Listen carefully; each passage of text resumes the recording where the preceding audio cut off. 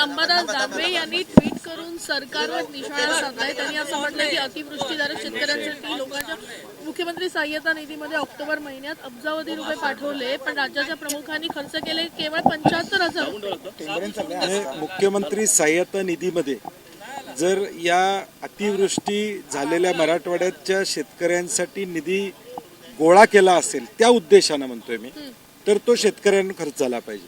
आता कुठल्या तरी तांत्रिक मुद्द्यावर मुख्यमंत्री सहाय्यता निधीतनं निधी देता येत नाही असं म्हणणं संयुक्तिक ठरणार नाही। मुख्यमंत्री सहाय्यता निधीतनं मुख्यमंत्र्यांचा सर्वाधिकार आहे।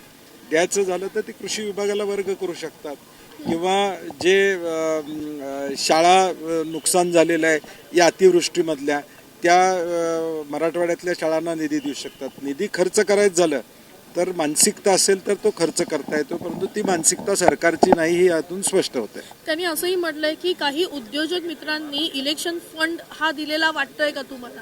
नाही, मला हा मुख्यमंत्री सहाय्यता निधी म्हणजे इलेक्शन फंड नाही आहे हे त्यांनी सरकारनं लक्षात ठेवलं पाहिजे आणि त्याचा विनियोग ताबडतोब करावा। अजून पॅकेज पोचलेलं नाही शेतकऱ्यांना। मराठवाड्यातल्या शेतकऱ्यांची अशी अवस्था त्या ठिकाणी झालेल्या घोषणा झाल्या, जशी अतिवृष्टी झाली तशी घोषणांची अतिवृष्टी झाली, परंतु प्रत्यक्षात शेतकऱ्याच्या हातात काय पडलं का, तर काही पडलेलं नाही। आणि म्हणून मला वाटतं याच्यावर त्वरित निर्णय घ्यावा अशी आमची अपेक्षा असणार। तर आणखी एक प्रश्न होता वेगळा। काल काँग्रेस आणि ठाकरे गटांमध्ये आसन व्यवस्थेवरून वाद झाल्याचं पाहायला मिळालं। विशेष करून भास्कर जाधव यांनी तीव्र नाराजी व्यक्त केली। काँग्रेसच्या 2 ज्येष्ठ आमदारांना आसन व्यवस्थेमध्ये पुढे बसण्याची संधी मिळत होती, अध्यक्षांनी ती संधी ग्राह्य धरली। मात्र ठाकरे गटाचं असं म्हणणं होतं की काँग्रेसने परस्पर तुम्हाला भेटून हा निर्णय नव्हता घ्यायला पाहिजे, आम्हालाही विश्वासात घ्यायला हवा। मला वाटतं हा फार मोठा विषय नाही आहे। विधिमंडळाचं सचिवालय या संदर्भातलं नियोजन करतं, सिनियरिटी बघून त्याची आसन रचना केली जाते किंवा पक्षाला आसन आरक्षित केलं जातं। त्यामुळे हा आमच्यासाठी महत्त्वाचा विषय नाही। आमच्यासाठी राज्यातले ज्वलंत प्रश्न, राज्यातली बेरोजगारी हा आमच्यासाठी महत्त्वाचा प्रश्न आहे। पण सर, अतिवृष्टीधारक शेतकऱ्यांसाठी अजूनही तितकीशी मदत पोहोचली नसल्याची नाराजी अजून राज्यामध्ये व्यक्त होताना बघायला मिळते। नाही, 100% आमचं म्हणणं तेच आहे। आज आम्ही 260 मध्ये त्याच्यावरच त्या ठिकाणी बोलणार आहोत। पुरवण्या मागण्या प्रचंड प्रमाणात केलेल्या आहेत, त्याच्यावर आम्ही बोलणार आहोत। एका बाजूला पुरवण्या मागण्या होत आहेत, दुसऱ्या बाजूला एक डिपार्टमेंटचे खर्च 19-20% वर पोचलेले नाहीत। आणि म्हणून शासनाचा जो फोकस आहे किंवा एक अजेंडा म्हणतो तो अजेंडा 100% चुकलेला आहे, हे एकूण त्यांच्या सगळ्या वर्तनावरून दिसून येतं। पार्थ पवार प्रकरणामध्ये अजित पवार कारवाई करताना बघायला मिळत नाही, म्हणून कोर्टानंच अजित पवारांना झापलंय। नाही, मला वाटतं मुख्यमंत्र्यांनी या संदर्भात बोलणं संयुक्तिक राहील। सरकार म्हणून ते काय भूमिका घेत आहेत, विरोधक म्हणून आम्ही तर कारवाई करा ही भूमिका घेतोयच, परंतु सरकार म्हणून ते काय भूमिका घेतात हे मुख्यमंत्री महोदयांनी जाहीर करावं।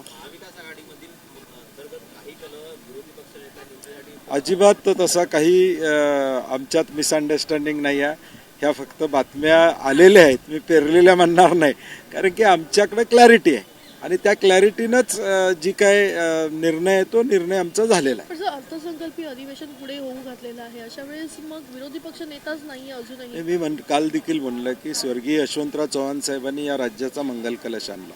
लोकशाही ठेवायची असेल, टिकवायची असेल तर संविधानिक जी पदं आहेत ती भरायला काय हरकत आहे असं मला वाटत नाही।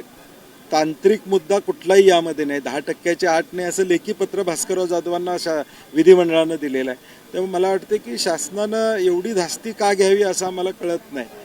शेवटी आज आम्ही पद नसलं तरी आम्ही जे शासनाचं चुकतोय ते बोलतोयच, ते बोलायला काय आम्ही थांबत नाही।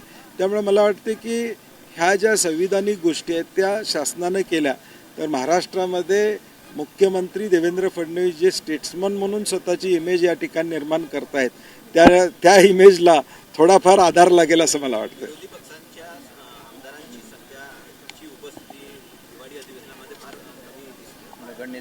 नाही, आमदार आलेले आहेत, परंतु काही आमदारांच्या मतदारसंघात नगरपालिका नगरपंचायतच्या निवडणुका असल्यामुळं त्यांनी परवानगी घेऊन त्यामध्ये थोडे थांबलेले आहेत, परंतु जवळजवळ 80% उपस्थिती महाविकास आघाडीच्या आमदारांची आहे। विरोधक कुठेतरी कमी पडतोय का? कारण 2 दिवसामध्ये सातत्याने सत्ताधारी पक्षाचे आंदोलन पाहायला मिळतात, विरोधकांचं काल पायऱ्यांवर देखील जे मुद्दे आम्हाला सभागृहात मांडायचे आहेत ते ताकदीने आम्ही मांडायचा प्रयत्न करतोय।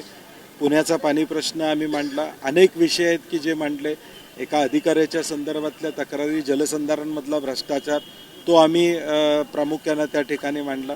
मला वाटतं असं नाही की विधिमंडळातला पायरीवरचं आंदोलन एक प्रथा आहे आणि त्याबरोबर आत भूमिका मांडणं हे महत्त्वाचं आणि ती भूमिका कायदे मंडळात मांडण्याचं प्रखरपणे जबाबदारी आम्ही पार पडतो.